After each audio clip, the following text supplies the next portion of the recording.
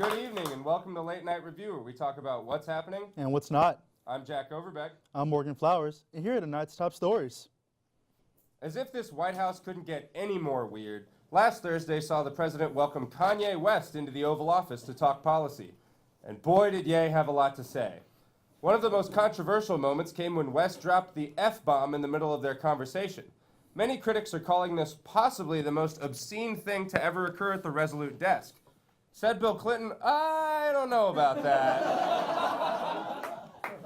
A highlight for many viewers of this meeting of the minds was when Kanye proposed that Apple should design a new Air Force One called the iPlane One, saying that it would be exceedingly stylish and fueled by hydrogen. Except you can only buy the hydrogen from Apple, and if the windshield cracks, it'll be cheaper for taxpayers to just buy a new one. West went on to denounce Hillary Clinton's campaign, saying that its I'm with her slogan made him feel excluded, and said that when he puts on one of Trump's MAGA hats, he feels like Superman. See, this is why Trump and Kanye are perfect for each other. Neither can stand anything that doesn't focus exclusively on them, nor do either of them realize that Superman is a literal alien who came to this country illegally and turned out to be, dare I say, one of our best people. The annual Austin City Limits Music Festival came to a close Sunday night. Though the two-weekend celebration may be over, the Four Loko vomit stains will stay forever. The festival was a massive success, said a fan while recovering from heat stroke and multiple mosh pit-related injuries. Hurricane Michael made landfall on the Florida Panhandle last week after swelling quickly in size and intensity to become one of the strongest storms to ever hit the state. Sadly, it's something Floridians in 2040 will be calling Wednesday.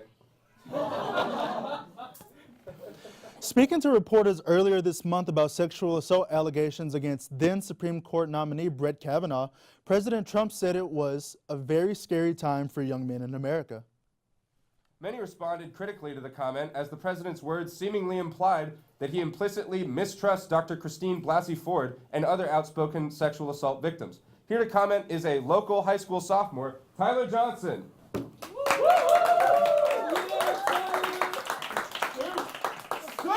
What's up, guys? So, Tyler, why don't you tell us a bit about yourself? Oh, sure. Well, yeah, I get 3 boners a day. I don't hide a single one.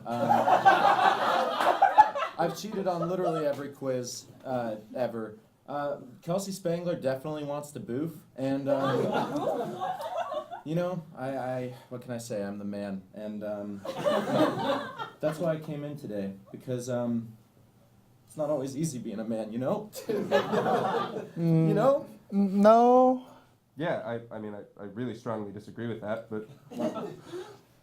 So you agree with Trump then that this is a scary time for you and other young men? Oh, sure. Yeah, of course. I mean, it's a scary time for me. Everywhere I go, from lacrosse practice to youth group, love you, Jesus, people are following me, and they're trying to shame me, you know, just because I'm a bad person with a bad moral compass. I'm hostile, I'm horny, I've demonstrated a complete lack of respect for women, and it's like, where does it stop? Also, the media. The media? Oh, the media hates guys. Guys, the media hates guys. What makes you think that? I mean, name the most hated figures in pop culture. You've got, what, King Joffrey, Prince, fucking Draco Malfoy, Caillou. People hate us. Morgan, they want to take our dignity and our jewels. Okay. What have you seen in your actual life, though, that makes you feel this way? I mean, do you really feel like you're going to be falsely accused of something? Like profanity? Jack, these days, people can accuse me of anything and you're supposed to believe it. But back in the day, people could accuse me of anything and I could get away with it. And I think things have gotten scary. Wouldn't you say it? I mean, when I can't get away with it anymore? No, I mean, that doesn't make any sense at all. Tyler! Tyler! Hey guys, I'm really sorry. My mom's here. She's gonna pick me up. I gotta go.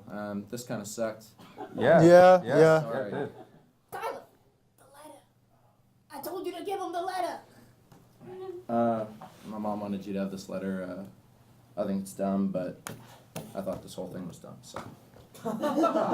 Okay, well, the card's pretty nice. Well, it says, I heard what you were doing. You shut the hell up, TV's Jack and Morgan. This is my son. He graduated #1 from his kindergarten. He also at one time won an award. He was #1 in lax. He is a gentleman who has been around women before without bothering them. Hashtag him too. Son, we're leaving. Get your jewel. I vote in Christ, Sandra Jo. The Johnson family, everyone.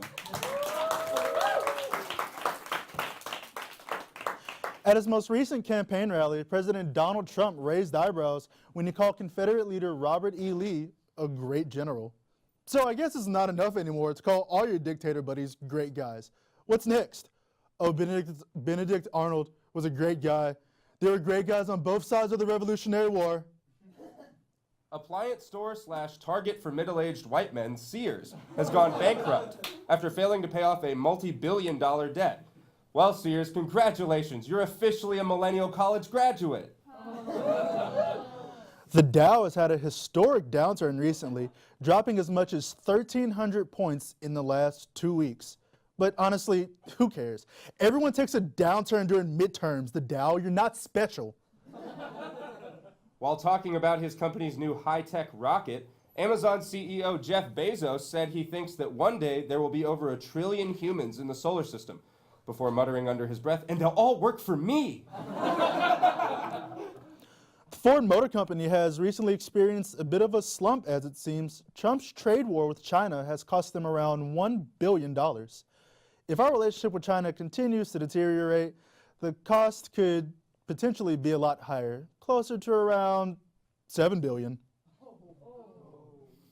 Saudi journalist Jamal Khashoggi is still missing over 2 weeks since he entered the Saudi consulate in Istanbul, and new questions are now emerging about the 15-man crew of Saudi agents that landed in Turkey on the morning of his disappearance. President Trump has recently floated the idea that these could have been rogue killers, even while the Saudi government is preparing to admit that Khashoggi died in an interrogation gone wrong.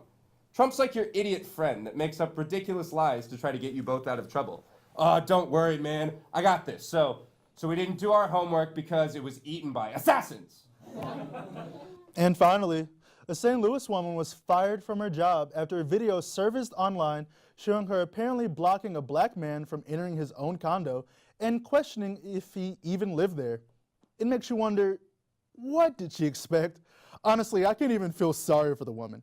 Not only because she was a racist, but because she chose to be racist on camera like countless others. At that point, you're signing your own resignation letter. For Late Night Review, I'm Morgan Flowers. I'm Jack Overbeck. Good night.